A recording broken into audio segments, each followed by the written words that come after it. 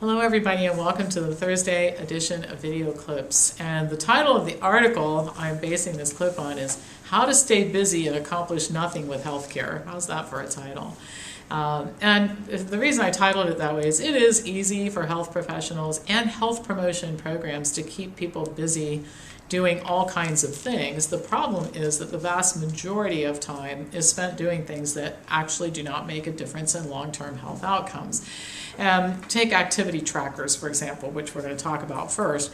They've become a billion-dollar industry, and everybody will acknowledge, and I acknowledge, the research is clear on this, they do increase the amount of activity, for example, that people do, but they don't make any difference in health outcomes, even when you give people cash incentives along with the tracker to wear. Just to demonstrate this, researchers enrolled 800 full-time employees from 13 organizations in Singapore, and they were randomly assigned to 4 different groups. One group used a Fitbit activity tracker, another one had the tracker, and then they were given charity incentives, which I'll explain what that is in a minute. Still another group had the tracker plus cash incentives, and then there was no tracker, control group. These people were just told you should go out and do physical activity, sort of like what happens in a doctor's office. You should eat less and exercise more because that will fix it, right? Well, anyway, those in the control group and the tracker only group, they were given $3 a week just to wear the tracker. It didn't matter what you did. The incentive group got $11 every week. They logged 50 to 70,000 steps, and then if they got $22 per week if they logged 70,000 or more.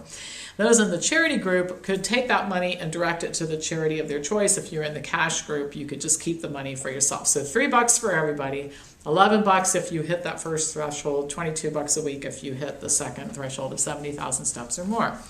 Now, the outcomes confirmed what a lot of other studies have shown. This is not really surprising, which is that activity trackers and incentives don't improve outcomes. In this case, there were some small differences in activity levels between the groups with cash and charity groups taking more steps than the other 2 groups.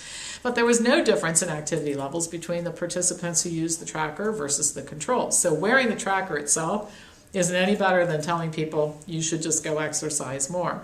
Cash incentives did result in an increase in the number of steps taken weekly and more physical activity in general, but as soon as the incentives stopped, people decreased their exercise level. In fact, and this was a little bit surprising, to a level lower than those who had never done anything at all. So in other words, in the long term, the cash incentives actually make things worse instead of better. The most important metric, however, was that not one of these groups, nobody, ended up with positive changes in health as a result of doing any of this stuff. And that include changes in body mass index, systolic blood pressure, aerobic fitness, or quality of life. So, hence the title of my article. The participants were a lot busier than they used to be. They just didn't get anything done. This isn't the first study that showed that the trackers are useless. For example, a research group, you looked at the effect of wearing the activity trackers in 471 subjects for 18 months. All of them were told to eat a low-calorie diet, to exercise more, to attend weekly group counseling sessions. The subjects also got text messages twice a week to encourage weight loss behaviors and given access to a website that offered information such as content from the counseling sessions and behavioral tips. At 6 months, the participants were randomly assigned to behavioral weight loss intervention, or what's called technology-enhanced behavioral weight loss intervention, which involved a wearable device kind of like the Fitbit. The wearable devices resulted in worse instead of better outcomes, with those using them losing less weight than those who did not. So how do you explain this? Well, researcher Dr. Eric Finkelstein, who was the lead author in the first study that I talked about with the people in Singapore, he says people don't understand the role of the trackers. He says people think they are intervention or motivational tools, but they're not. They measure things, that's it. Since people love simple solutions to complicated problems, they like to think if they just put this thing on, that there's going to be some kind of magical effect that will cause weight loss. But he says in response to that, quote, "In my mind, once you understand that these are just measurement tools, then it makes sense as to why they cease to have much value, because once you wear them for a couple of days or weeks, you know what they tell you and their usefulness dries out." As for the cash and charity incentives, the results of this study show that they actually undermine progress, the study that Finkelstein was involved with. Finkelstein says when you give somebody a reward and take it away, it's worse than doing nothing at all. And research shows that incentives will cause people to do something for a short time, but as soon as the incentive is gone, they return to their old habits. These studies illustrate the insanity of what goes on in so much of public health improvement programs and worksite wellness programs. I use air quotes there because I don't think they do much. I'm going to share some data with you. The Affordable Care Act encourages employers to offer incentives and allows expenditures of up to 30% of the total cost of self-insured plans to be applied to things like time off, gas cards, cash, all kinds of goodies in return for engaging in certain behaviors. Well, according to the RAND Corporation, 69% of employers who have 50 or more workers offer wellness programs, and 75% of those use some type of incentive to encourage participation. RAND reports that the incentive programs work, that actually more people do participate, but not really by as much as some people might imagine.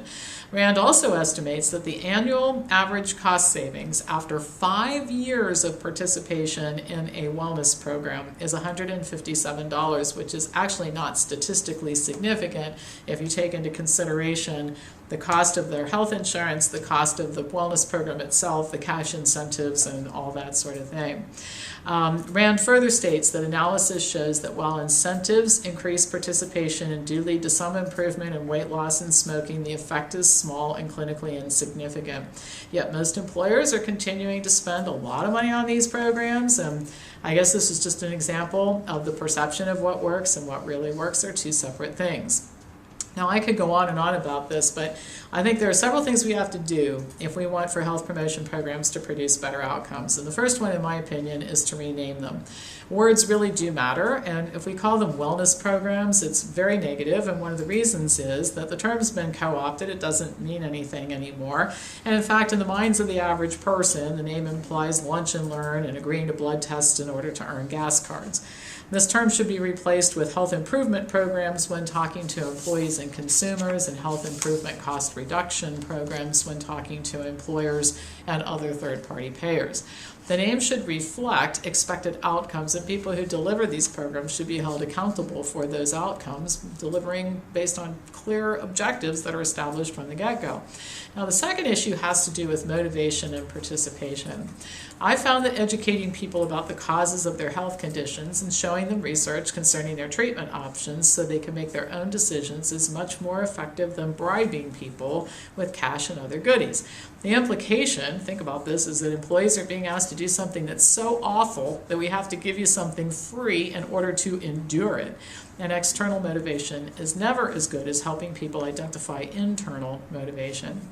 Last but not least, the things that our employees are asked to do must lead to a result worth achieving, and which motivates the employee to want to do more. And this kind of brings us back to where we started with the Fitbits. Being busy and not seeing any results can discourage even the most determined and motivated person from wanting to engage in health-promoting activities. I totally understand the person who, after years of health fairs and wellness programs and websites and pedometers and Fitbits and lunch and learns, who just hasn't seen any improvement in their health that's worth talking about, who just says enough already. There are better ways to help people than those that are promoted by the current system, and part of this is we just have to sometimes recognize that when something doesn't work, we have to stop doing it instead of selling more of it. I think there's almost a reverse incentive to do more of things that don't work.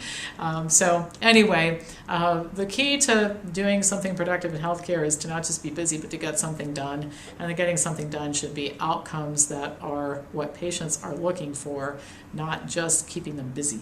All right, that's all for today, all for the week. Pass this on to anybody who you think might enjoy watching it, and I'll be back to you next Tuesday with more news.